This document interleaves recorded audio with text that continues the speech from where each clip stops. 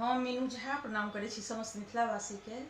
एकटा होली गीत गाबऽ जा रहलहुँ हँ और समस्त मिथिलावासी के होली के बहुत बहुत शुभकामना। जय मिथिला, जय मैथिली। संग दऽ रहल श्रीमती ललिता झा। धन्यवाद। शोभनी चूड़ी लाले लाल, अम्बे के नरम कलाई में। शोभनी चूड़ी लाले लाल, अम्बे के नरम कलाई में। शोभनी चूड़ी लाले लाल, शोभनी चूड़ी लाले लाल, अम्बे के नरम कलाई में। शोभनी चूड़ी लाले लाल, अम्बे के नरम कलाई में। पहिरान मैया के लाली रे पटोर छाने। पहिरान मैया के लाली रे पटोर छाने। चुनरी पर उड़े गुलाल हो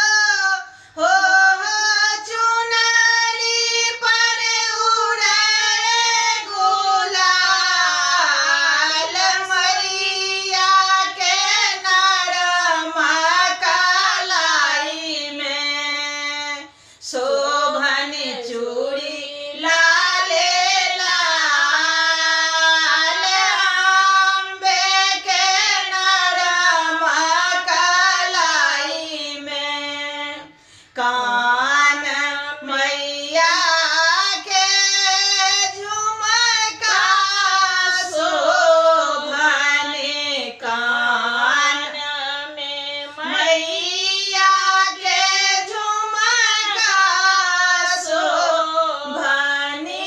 नथिया पर उड़े गुलाल, अम्बे के नरम कलाई में। शोभनी चूड़ी लाले लाल, अम्बे के नरम कलाई में। मांग मैया के टीका